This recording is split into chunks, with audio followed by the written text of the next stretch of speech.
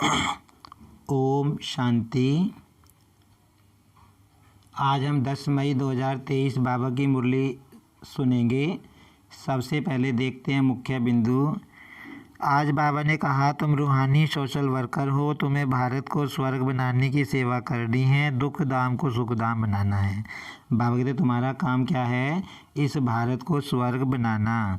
फिर बाबा ने आज बताया है कि शांति के लिए तुम शरीर से डिटैच होकर बैठ जाओ, इन कर्मेंद्रियों से डिटैच होकर बैठ जाओ तो तुम्हें शांति मिलेगी। फिर बाबा ने कहा इससे भी फ़ायदा नहीं होगा, अगर तुम शरीर से डिटैच होकर बाबा की याद में बैठोगे तो तुम्हें शक्ति भी मिलेगी, फ़ायदा होगा। और आगे बाबा ने बताया कि इस समय कंसपुरी है और बाबा कंसपुरी से कृष्णपुरी में बच्चों को ले जाने आए हैं। बाबा कहते मैं जो सारी वंशावली है उसको ले जाने आया हूँ, एक को नहीं लेकर जाऊँगा, सबको लेकर जाऊँगा। और आज बाबा ने बताया कि तुम्हारा ये जो जीवन है अमूल्य है, दुर्लभ है। बाबा कहते करोड़ों में किसी एक आत्मा को ये भाग्य मिलता है जो भगवान से प्राप्ति कर सके, और तुम्हारा ये जीवन अमूल्य भी है। बाबा कहते इसकी कोई कीमत नहीं लगाई जा सकती। ओम शांति। अब सुनते हैं बाबा की मुरली विस्तार से। आज की मुरली का सार है, मीठे बच्चे तुम रूहानी सोशल वर्कर हो, तुम्हें भारत को स्वर्ग बनाने की सेवा करनी है, दुख धाम को सुख धाम बनाना है। बाबा कहते तुम आत्माओं की सेवा करते हो, तुम्हें भारत को स्वर्ग बनाना है, दुख धाम को सुख धाम बनाना है। प्रश्न है आज की मुरली में, संगम पर तुम ब्राह्मण बच्चे किस बात में बहुत एक्सपर्ट बन जाते हो? उत्तर है, सभी मनुष्य आत्माओं की मनोकामना पूर्ण करने में अभी तुम एक्सपर्ट बने हो। मनुष्यों की कामना मुक्ति और जीवन मुक्ति पाने की है, वह तुम्हें पूर्ण करनी है। बाबा कहते अभी तुम किस काम में एक्सपर्ट हो गए हो? मनुष्य आत्माओं की मनोकामना जो कि मुक्ति और जीवन मुक्ति है, पूरी करने में। तुम सभी को शांति का रास्ता बताते हो। शांति कोई जंगल में नहीं मिलती, लेकिन आत्मा का स्वधर्म ही शांति है। शरीर से डिटैच हो, बाप को याद करो तो सुख शांति का वर्षा मिल जाएगा। बाबा बता रहे हैं कि आज शरीर से डिटैच होकर जब हम बैठ जाते हैं बाबा की याद में तो आत्मा को सुख शांति मिलती है। बाबा कहते हैं सुख शांति का वर्षा तुम्हें मिल जाता है। गीत है, मुखड़ा देख ले प्राणी ओम शांति। बेहद का बाप अपने सिक्की लदे बच्चों को समझा रहे हैं, जिन बच्चों ने बाप को जाना है और बाप की शरण में आए हैं। बाबा किन बच्चों को समझा रहे हैं? जो बाबा के पास आए हैं, बाबा की शरण में आए हैं। कहते हैं प्रभु तेरी शरण आए, शरण मिले तब जबकि बाप आए और बच्चों को समझावे। अब बाबा कहते बाप की शरण बच्चों को कब मिले? जब वो धरती पे आ जाए। भगत भगवान की शरण में आते हैं क्योंकि यहाँ सब दुखी हैं। भारत दुख धाम है, एक दो को दुख देते रहते हैं। बाबा कहते ये दुख धाम चल रहा है, माया रावण का राज्य, सब एक दो को दुख देते रहते हैं। बाप ने समझाया है, यह है तुम्हारी हंस मंडली, यहाँ पावन बच्चों बगैर कोई भी आ नहीं सकता। बाप समझाते हैं बच्चे, पावन भारत को ही सुख धाम कहा जाता है और कोई खंड को सुख धाम नहीं कहेंगे। भारत ही सुख धाम और भारत ही दुख धाम बनता है। जब सतयुग आता है तो भारत ही सुख धाम बन जाता है, और जब कलयुग आता है तो भारत ही दुख धाम बन जाता है। भारतवासी बहुत दुखी हैं क्योंकि पतित हैं, परंतु यह बात उन्हें कोई समझाते नहीं। बाप समझाते हैं सन्यासी पावन हैं, घर बार छोड़ते हैं, परंतु खुद भी गाते हैं पतित पावन सीताराम। अब तुम आए हो पतित पावन बाप के पास। शिव बाबा हैं पतित पावन, पतितों को पावन बनाने वाले। तो बाबा के बच्चे उनके बाबा के पास आए हैं। जो एक ही परम पिता परमात्मा है, वही सारी दुनिया को पावन बनाते हैं। मनुष्य को पावन बना न सके, यह है ही पतित दुनिया, कोई भी पावन नहीं, कहते भी हैं ही परम पिता परमात्मा। अब बाबा कहते पावन बनाने वाला निराकार परमात्मा, कोई देहधारी मनुष्य, बाबा कहते मनुष्यों को पावन नहीं बना सकता। फिर कह देते ईश्वर सर्वव्यापी है, शिवोहम तत्त्वम। सब बेचारे बाप को भूले हुए हैं। जैसे मनुष्य शराब पीते हैं तो भले वह दिवाला मारा हुआ हो तो भी शराब से एकदम नशा चढ़ जाता है, वैसे ही मनुष्य को यह पता नहीं पड़ता कि यह विकार ही पतित बनाते हैं। तब तो सन्यासी भी पावन बनने के लिए घर बार छोड़ते हैं। बाबा कहते हैं उनको पता नहीं कि विकार ही पतित बनाने वाले हैं, परंतु वह है निवृत्ति मार्ग। यहाँ तो बाप आए हैं जो आधा कल्प से दुखी हैं, वह आकर शरण लेते हैं। बाबा कहते हैं जो आत्मा आधा कल्प से दुखी है, मतलब आधा कल्प से ही तो विकार धरती पे आए, तभी से दुख शुरू हुए। तो बाबा कहते हैं उन आत्माओं को बाबा के पास शरण मिलती है। दुखी करने वाली है माया, 5 विकारों के महारोगी हैं। मनुष्य को रावण ने बिल्कुल असुर बना दिया है। जब बिल्कुल दुख धाम बन जाता है तब फिर बाप आकर सुख धाम स्थापन करते हैं। जब बिल्कुल बाबा कहते अति हो जाती है, पापाचार की, अधर्म की, अन्याय की, बिल्कुल आत्माएं दुखी हो जाती हैं, तब बाबा धरती पे आते हैं, परमात्मा का अवतरण होता है। तुम हो रूहानी सोशल वर्कर, तुमसे बाप सेवा कराते हैं कि बच्चे तुम इस भारत को स्वर्ग बनाओ। सारा मदार योग पर है। योग में कोई 7 रोज़ अच्छी रीति रहे तो कमाल हो जाए। ऐसे कोई योग में मुश्किल टिक सकेंगे। घर याद आएगा, मन भागता रहेगा। 7 रोज़ मशहूर हैं। गीता भागवत ग्रंथ का पाठ भी 7 रोज़ रखते हैं। यह रस्म रिवाज इस संगम युग की है। 7 रोज़ भट्टी में रहना पड़े। किसकी भी याद न आवे, एक बाप के साथ योग लगा रहे। 7 रोज़ इस एक रस अवस्था में रहना, यह बड़ा मुश्किल है। पहले 7 रोज़ का जो कोर्स बाबा का होता है, पहले उसमें बाबा को याद करना होता था और दूसरी तरह की शुद्धि रखनी होती थी। पहले जब कोर्स कराया जाता था उसकी बाबा बता रहे हैं।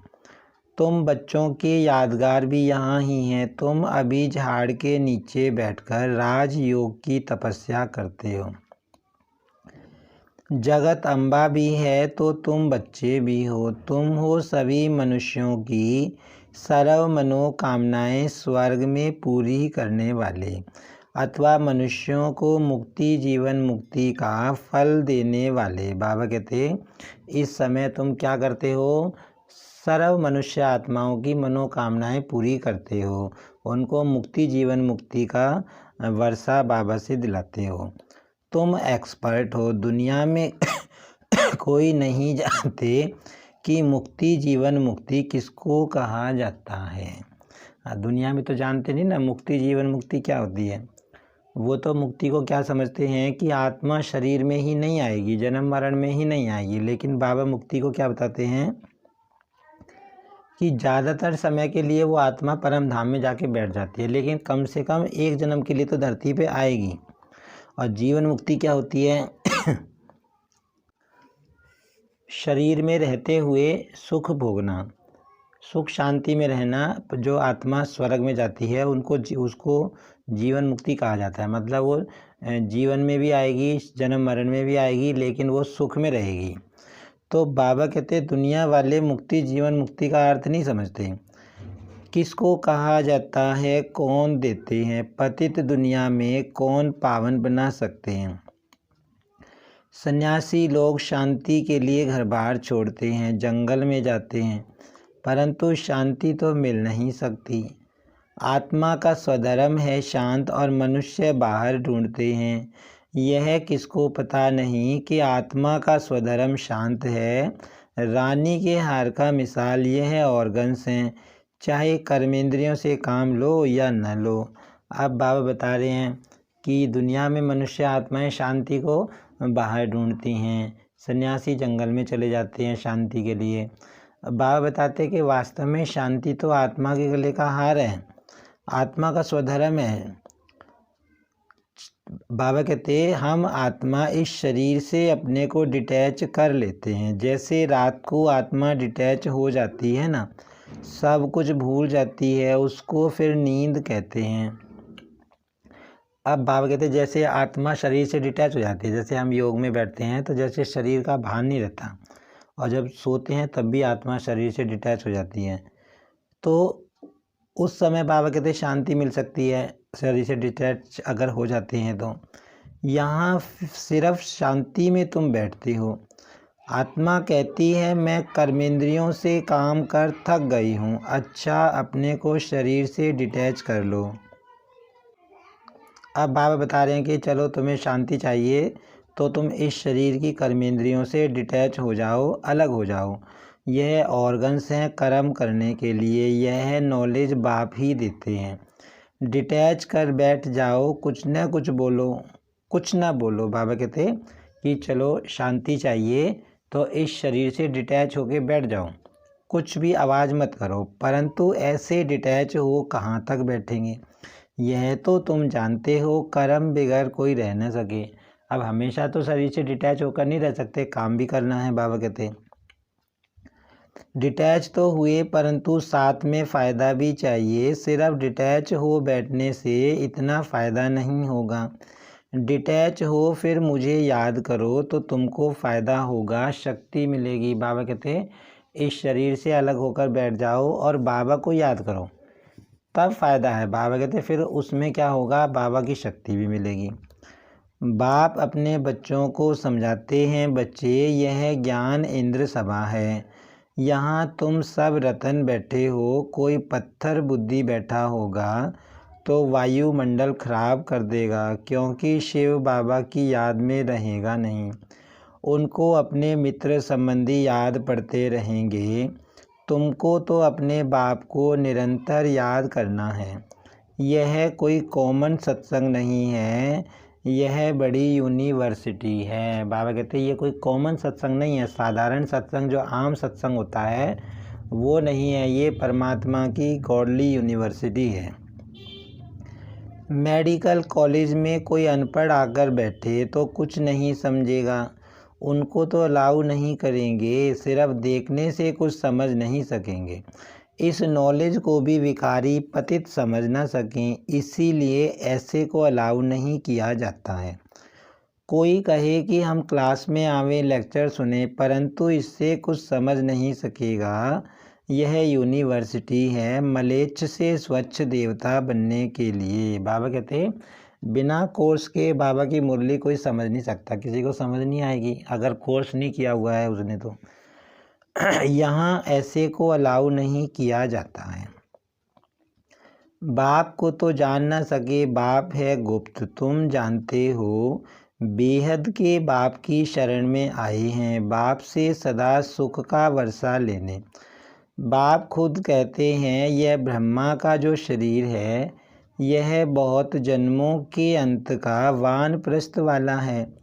यह भी बहुत शास्त्र आदि पढ़ा हुआ है। अभी मैं सब वेद शास्त्रों का सार इन द्वारा सुनाता हूँ। बाबा कहते हैं ये जो ब्रह्मा बाबा हैं इन्होंने भी बहुत शास्त्र पढ़े हुए थे, बहुत भक्ति करते थे, नारायण की पूजा करते थे, ध्यान रखते थे, गीता पढ़ते थे।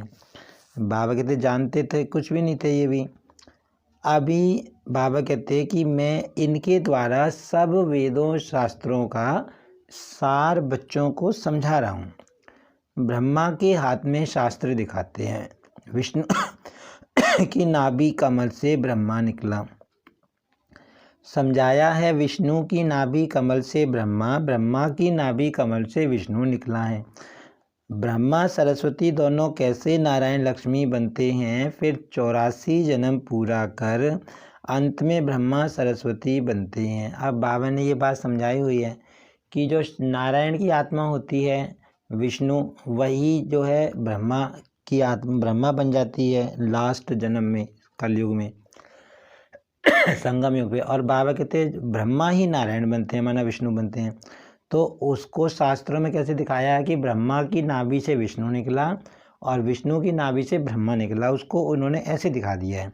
लेकिन बाबा ने हमको सारा ज्ञान डिटेल में समझाया कि किस तरह लक्ष्मी नारायण की जो आत्मा होती है वो संगम युग पे ब्रह्मा सरस्वती बनती है और ब्रह्मा सरस्वती ही फिर पुरुषार्थ करके लक्ष्मी नारायण बनती है। उन्होंने फिर गांधी की नाभि कमल से नेहरू दिखाया है। अभी यहाँ तो क्षीर सागर है नहीं, यह है विषय सागर। क्षीर सागर सतयुग में दिखाते हैं। तुम बच्चे जानते हो आधा कल्प से माया ने दुखी बनाया है, भारत जितना दुखी और कोई नहीं है। बाबा कहते हैं माया ने भारत को दुखी बनाया है, आधा कल्प से आत्माएं दुखी हैं। भारत जितना सुखी भी और कोई हो नहीं सकता। जितना सुख भारत में आएगा स्वर्ग में, बाबा कहते और कहीं नहीं आता। तो सुखी भी सबसे ज़्यादा भारत बनता है और दुखी भी सबसे ज़्यादा बाबा कहते भारत ही बनता है। बाप कहते हैं देवी देवता धर्म तो प्राय लोप होना ही है, तब तो मैं आकर फिर से नया धर्म स्थापन करूं। बरोबर अब स्थापन हो रहा है। तुम बच्चे आकर बाप से वर्षा ले रहे हो। जानते हो स्वर्ग में कौन राज्य करते हैं? बचपन में राधे कृष्ण, वही फिर लक्ष्मी नारायण बनते हैं। बाबा ने समझाया ना ये कि जो राधे कृष्ण होते हैं स्वयंवर के बाद वही क्या बन जाते हैं? लक्ष्मी नारायण बन जाते हैं। उनका नाम चेंज हो जाता है। अब तो बाप आया हुआ है, भिन्न नाम रूप से लक्ष्मी नारायण पढ़ते हैं। श्री कृष्ण का सांवला रूप यहाँ बैठा है। सांवला रूप कौन सा है? श्री कृष्ण ही तो ब्रह्मा बाबा हैं। जो आत्मा काली बन जाती है, सांवली बन जाती है, तो वो ब्रह्मा के रूप में है। तो बाबा कहते कृष्ण का सांवला रूप बाबा के सामने बैठा है। बाप इसको उस पार ले जाते हैं। शास्त्रों में दिखाते हैं कृष्ण को टोकरी में उस पार ले गए। अब शिव बाबा आया हुआ है। तुम बच्चों को आँखों पर बिठाकर स्वर्ग का मालिक बनाते हैं। बाबा कहते मैं तुमको आँखों पे बिठा के स्वर्ग का मालिक बना रहा हूँ। बाबा कई मूल्य में ये भी कहता है कि मैं तुमको पलकों पे उठा के ले जाऊँगा, है ना, अपने साथ ले जाऊँगा। सारी वंशावली को पढ़ाकर बाप ले जाते हैं कंसपुरी से कृष्णपुरी में। बाबा अभी हमें पढ़ाई पढ़ाकर कहाँ ले जा रहे हैं? ये कंसपुरी है, इस कंसपुरी से बाबा हमको कृष्णपुरी में ले जा रहे हैं।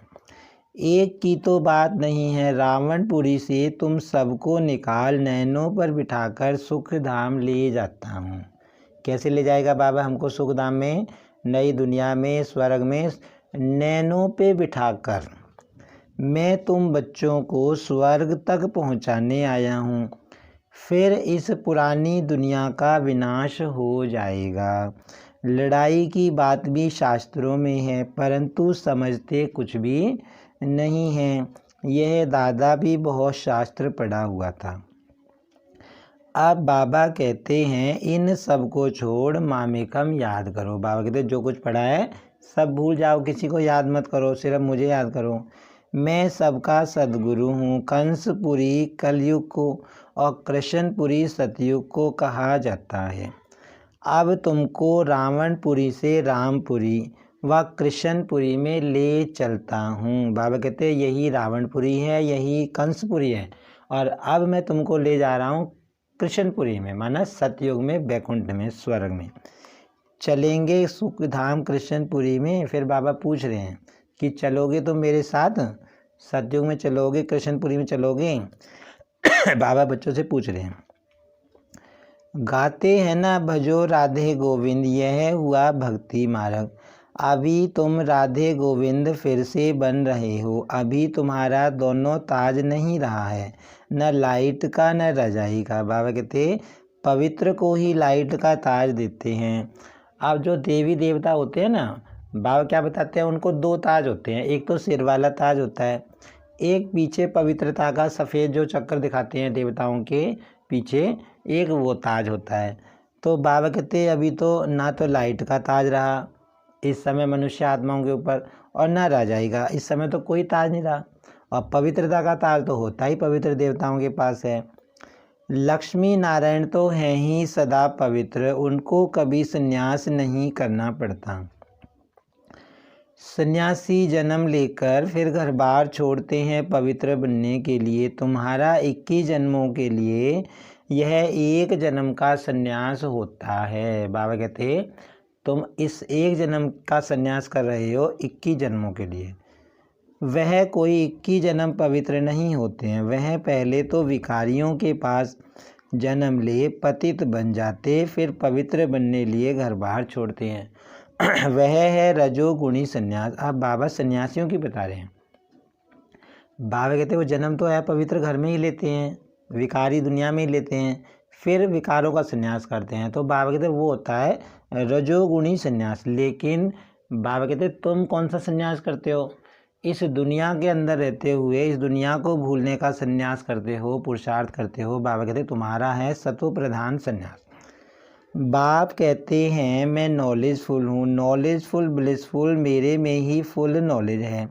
सूक्ष्म वतन, मूल वतन, स्थूल वतन और सृष्टि के आदि मध्य अंत की फुल नॉलेज तुम बच्चों को देता हूँ, जिससे तुम फुल बनते हो। अभी बाबा हमको सारी नॉलेज दे रहे हैं, सृष्टि चक्र का पूरा ज्ञान, फुल नॉलेज हमको बाबा दे रहे हैं। बाबा कहते हैं तुम इस नॉलेज में फुल बन रहे हो समय। देवी देवताएं हैं ही फुल, तुम बच्चे बाप की गोद में आए हो। जानते हो हम श्रीमत पर चल फिर से राज्य भाग्य लेते हैं। यह हार जीत का खेल है, माया से हारे हार है, माया से जीते जीत है।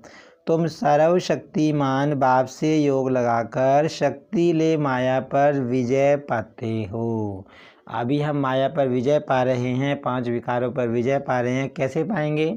बाबा को याद करके, बाबा से शक्ति लेके, बाबा से योग लगा के।